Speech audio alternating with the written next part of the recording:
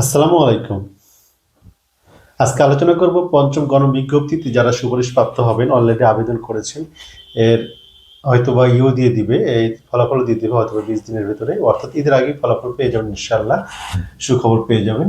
তো পঞ্চম গণবিজ্ঞপ্তিতে সুপারিশের পর আমাদের কিছু করণীয় আছে বা আগেও করণীয় আছে। আমরা এই কাজগুলো যে আগেও কিছু করে এটা এগিয়ে রাখতে পারি, আমাদের অনেক কাজে লাগে। ঠিক আছে? এই ভিডিওটা আপনারা অবশ্যই শেয়ার করে রাখবেন আপনাদের ফেসবুকে, যাতে প্রয়োজনের সময় এই ভিডিওটা পান, সুপারিশের পর ভিডিওটা পান এবং সেই অনুযায়ী কাজ করতে পারেন। ঠিক আছে? তো প্রথমে যে বিষয়টা বলবো সেটা হলো, সুপারিশের পরপরই আপনি সেই প্রতিষ্ঠান সম্পর্কে একটা স্পষ্ট ধারণা নিতে হবে। বিশেষ করে ছাত্রছাত্রীর সংখ্যা কেমন, ম্যানেজিং কমিটি কেমন, আরো বিষয় আছে, সে বিষয়ে ধারণা নিতে হবে। কিন্তু এই ধারণা নিতে গিয়ে আপনারা অতি উৎসাহিত হবেন না, প্রতিষ্ঠান সম্পর্কে অতি উৎসাহিত হবেন না।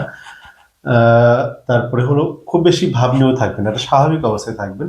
বেশি অতি উৎসাহিত হয়ে গেলে কিন্তু একটা সমস্যার সৃষ্টি হয়। আবার যদি ভাব নিয়ে থাকেন তাহলে কিন্তু একটা নেগেটিভ ধারণা হয়, একবার খোঁজে নিলেন না তাহলে কিন্তু একটা নেগেটিভ ধারণা সৃষ্টি হবে।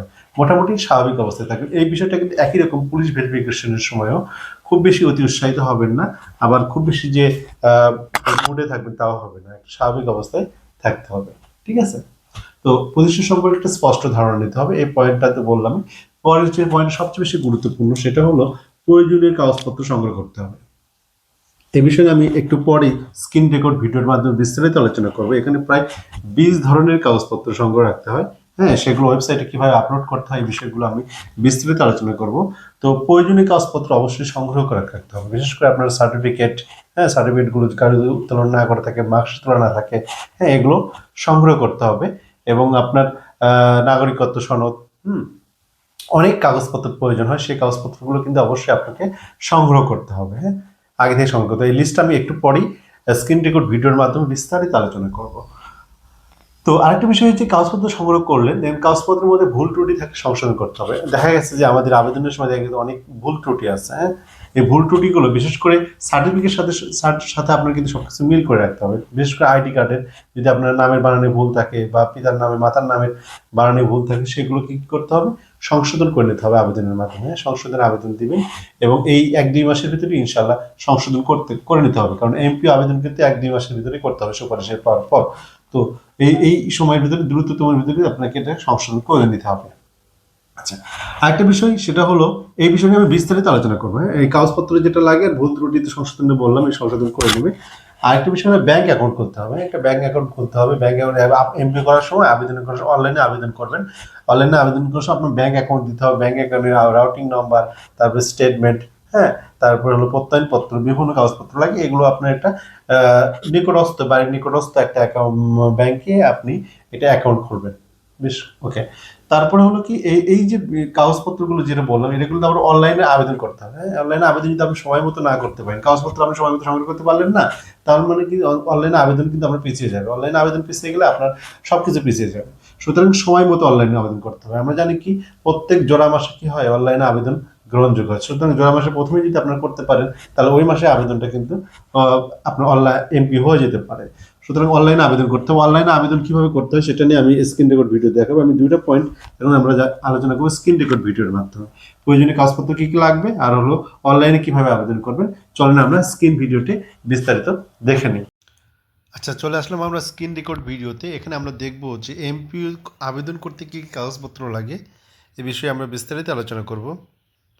তো এখানে প্রথম যে বিষয়টা বলা আছে, নতুন ব্যক্তির এমপিওর জন্য প্রতিষ্ঠান প্রধান কর্তৃক প্রত্যয়নপত্র সত্যায়িত কাগজপত্রগুলো লাগবে।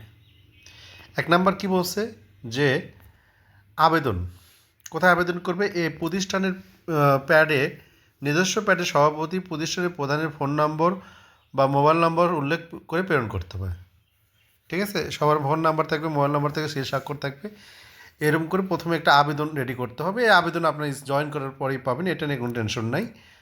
টেনশন হলো 2 নম্বর বিষয়টা যেটা আলোচনা করব, শিক্ষাগত যোগ্যতার সকল সনদ। এই জিনিসটা দেখবেন যে অনেকে থাকে না, সংগ্রহে থাকে না। ঠিক আছে, থাকলেও দেখবেন যে স্ক্যান করা থাকে না। এগুলো অবশ্যই স্ক্যান করে রাখবেন। ঠিক আছে, ওয়েবসাইটে যখন আপলোড করতে হবে এগুলো কিন্তু মূল কপির স্ক্যান করে রাখতে হবে। ঠিক আছে, শিক্ষাগত সকল যোগ্যতার সনদগুলো কী করতে হবে, স্ক্যান করে রাখতে হবে। ঠিক আছে।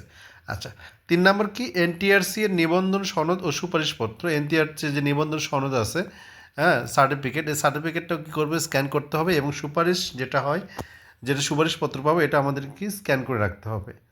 এটা আমাদের সবার সমস্যা নেই।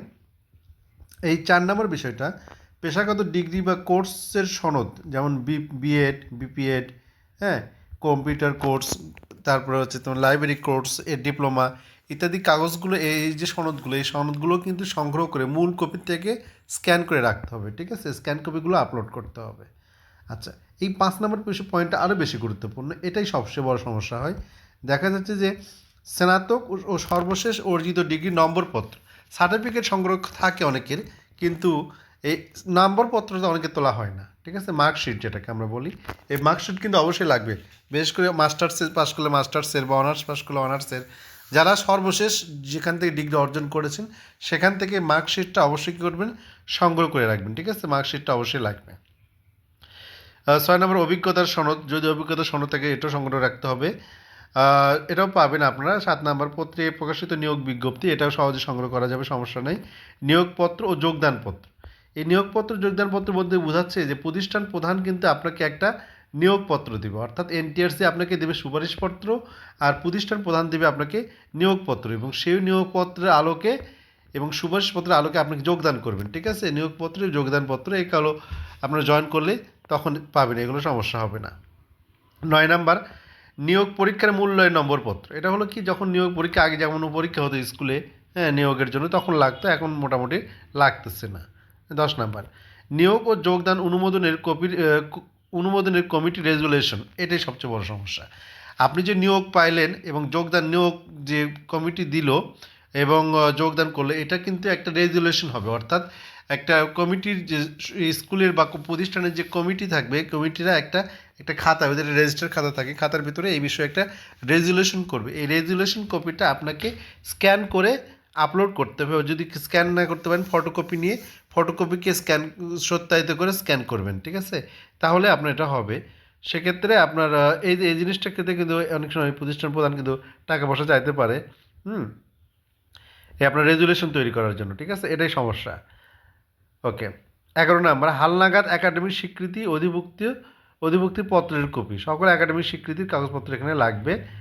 আচ্ছা, হালনাগাদ একাডেমিক স্বীকৃতি, অর্থাৎ এখানে বলতেছে যে আপনার প্রতিষ্ঠান যে এমপিও হয়েছে, হ্যাঁ, এমপিও কত সালে হয়েছে, এরা নবায়ন আছে কিনা, এমপিওর মেয়াদ শেষ হয়ে গেছে কিনা, এই বিষয়ে একটা একাডেমিক স্বীকৃতির একটা কাগজপত্র স্কুলে থাকে, এখান থেকে আপনাকে দেবে, সেটা আপনি এখানে আপলোড করে দিবেন।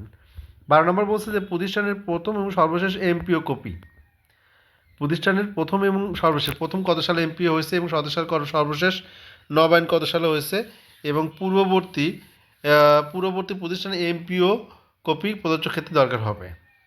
13 নম্বর পূর্ব প্রতিষ্ঠানের ছাড়পত্র, ঠিক আছে? আপনি যদি কোনো প্রতিষ্ঠানে চাকরি করে থাকেন, সেই প্রতিষ্ঠানে যদি ছাড়পত্র যদি না দেয় তাহলে কিন্তু হবে না। আপনি যদি উল্লেখ করে থাকেন যে আমি এখানে চাকরি করতাম, অনেকে অবশ্য উল্লেখ করা থাকে না, যাদের উল্লেখ করা নেই তাদের দরকার নেই, কিন্তু যাদের উল্লেখ করা আছে যদি বলেন যে আমি ওখানে চাকরি করতাম, তাহলে সেই ছাড়পত্র কিন্তু এখানে সংযুক্ত করতে হবে। 14 নম্বর বলছে যে প্রতিষ্ঠান এমপিও ভুক্তি সরকারি আদেশ কপি, এমপিও হইলে সরকারি অবস্থা থেকে একটা আদেশ আসে, সেই আদেশের কপি কিন্তু স্কুল থেকে আপনাকে সংগ্রহ করতে হবে। যে এই সংগ্রহ করাটাই বিপদ, স্কুল থেকে অনেক সময় দিতে চায় না, সহযোগিতা করতে চায় না, সুতরাং স্কুলের সাথে একটা সুসম্পর্ক কিন্তু গড়ে তুলতে হবে। আচ্ছা, এই 15 নম্বর বলছে শিক্ষক কর্মচারীর তালিকা, কজন শিক্ষক আছে, কর্মচারী আছে, একটা কম্পিউটার কম্পোজ করে এটা একটা তালিকা করবে নামসহ, ঠিক আছে? নামসহ তালিকা করতে হবে, এই তালিকাও কী করতে হবে, আপলোড করতে হবে, এমপিও নাম্বার সহ তালিকা করবেন। আচ্ছা, 16 নাম্বার শিক্ষার্থীর সংখ্যা সংক্রান্ত তালিকা, অর্থাৎ কোন ক্লাসে কতজন শিক্ষার্থী আছে, হ্যাঁ, কতজন এ+ পায়, কতজন কি করে, এই বিষয়ে একটা বিশ্ববিদ্যালয় শিক্ষা বোর্ডের প্রিন্ট কপি, এটা হচ্ছে কি একটা প্রিন্ট কপিও পাবেন শিক্ষা বোর্ড থেকে, স্কুলে গেলেও পাবেন একলা। শিক্ষার্থীর সংখ্যা সংক্রান্ত তালিকা, এই তালিকাও আপলোড করতে হবে, হ্যাঁ, শিক্ষার্থী যদি কাম্য না থাকে তাহলেই বিপদ।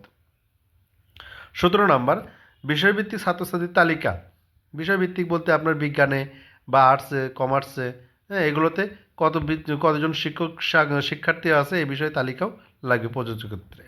18 নম্বর বলছে বিজ্ঞানাগার সংক্রান্ত তথ্য, যদি পরিদর্শক পদে আপনারা আবেদন করে থাকেন তাহলে বিজ্ঞানাগার আছে কিনা, হ্যাঁ, অর্থাৎ ল্যাবরেটরি আছে কিনা এই বিষয়ে তথ্য দিতে হবে। তারপরে যারা কম্পিউটার আবেদন করবেন, সেক্ষেত্রে কম্পিউটার ল্যাব সংক্রান্ত তথ্যও দিতে হবে। 20 নাম্বার বিজ্ঞান ও কম্পিউটার শাখা খোলার অনুমতিপত্র আছে কিনা, এগুলো অনুমতি আছে কিনা, অনুমতি থাকলে অনুমতিপত্র দিতে হবে। 21 নাম্বারটা সবচেয়ে গুরুত্বপূর্ণ, সেগুলো হলো পদত্যাগ, অবসর, মৃত্যুবরণ বা চাকরিচ্যুত শিক্ষক কর্মচারীর প্রত্যয়নপত্র। আপনি ধরেন যে পদে জয়েন করবেন সে পদে তো কেউ না কাকে ছিল, যদি এটা শূন্য পদ হয়ে থাকে, তাহলে তিনি কি আপনার বয়স শেষ হওয়ার কারণে চাকরি থেকে চলে আসছেন নাকি তিনি চাকরিটা ছেড়ে দিয়েছেন, হ্যাঁ, এই বিষয়ে কিন্তু একটা প্রত্যয়নপত্র কিন্তু আপনাকে আপলোড করতেই হবে, এটা মাস্ট। হ্যাঁ, তিনি যদি চাকরির বয়স শেষ হওয়ার কারণে চাকরি ছেড়ে দেন, তাহলে বা চাকরি থেকে অবসর নেন, সেক্ষেত্রে ওই স্কুল প্রধান আপনাকে একটা প্রত্যয়নপত্র দেবে বা ক্লিয়ারেন্স দেবে, সেটা আপনি সংগ্রহ করতে হবে। বা কেউ যদি পদত্যাগ করে থাকে তাহলে পদত্যাগপত্র কিন্তু স্ক্যান করে আপলোড করতে হবে, বা মৃত্যুবরণ করলে ডেথ সার্টিফিকেট আপলোড করতে হবে। হ্যাঁ, সব কিছুই আপনাকে এখানে ক্লিয়ারেন্স একটা দেওয়া লাগবে এখানে 21 নাম্বারে।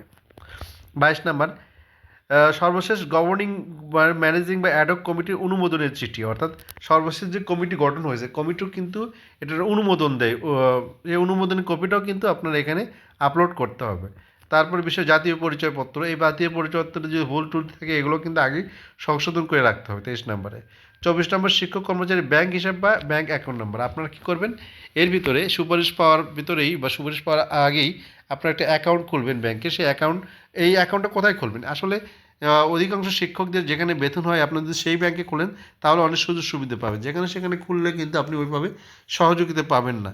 তো সবার বেতন যেখানে হয় আপনারা চিন্তা করবেন সুপারিশ পাওয়ার পরেই আপনারা সেই খোঁজ নেবেন যে তেনাদের বেতন কোন ব্যাংকে হয়, সেই ব্যাংকে একটা অ্যাকাউন্ট করবেন, এখান থেকে একটা প্রত্যয়নপত্র নেবেন, সাথে কিছু টাকা জমা দেবেন 1000 2000, এই জমা দেওয়ার মূল কপিটা সংগ্রহ করে রাখবেন, এটাকে স্ক্যান করে আপলোড করতে হবে, ঠিক আছে। এই ব্যাংক নন ড্রায়াল সার্টিফিকেট মানে প্রত্যয়নপত্র দেবে একটা, এটাও আপনাকে আপলোড করতে হবে। আচ্ছা, প্রতিষ্ঠানের অবস্থান, প্রতিষ্ঠান কি সিটি কর্পোরেশন যদি হয়, সিটি কর্পোরেশনের ভেতরে যদি হয় তাহলে সিটি কর্পোরেশন করতে এটা প্রত্যয়নপত্র দিতে হবে, বা ইউনিয়ন পরিষদ যদি আন্ডারে যদি হয় তাহলে ইউনিয়ন পরিষদ কর্তৃক এটা প্রত্যয়নপত্র, এটাও স্ক্যান করে আপলোড করতে হবে। আচ্ছা, যদি উচ্চতর ডিগ্রিতে আবেদন করতে চান সেক্ষেত্রেও কিন্তু আপনার এই কাগজপত্রগুলোই লাগবে একইভাবে। আগে আপনি এমপিও করেন, তারপর উচ্চতর ডিগ্রির জন্য আলাদা করে আবেদন করতে পারবেন, বা সাথে সাথে আপনার বিএড যদি থাকে তাহলে ওটা সংযুক্ত করে দিলে উচ্চতর গ্রেড অটোমেটিকই পেয়ে যাবেন। তো এই ছিল বিষয়, এগুলো কিন্তু অবশ্যই অনলাইনে আবেদন করতে হবে। হ্যাঁ, অনলাইনে কীভাবে আপনারা আবেদন করবেন আমরা কিন্তু পরবর্তী ভিডিওতে দেখাবো, সেই পরবর্তী ভিডিও দেখার আমন্ত্রণ জানিয়ে আজকে এখানে শেষ করছি। ধন্যবাদ সবাইকে, আসসালামু আলাইকুম।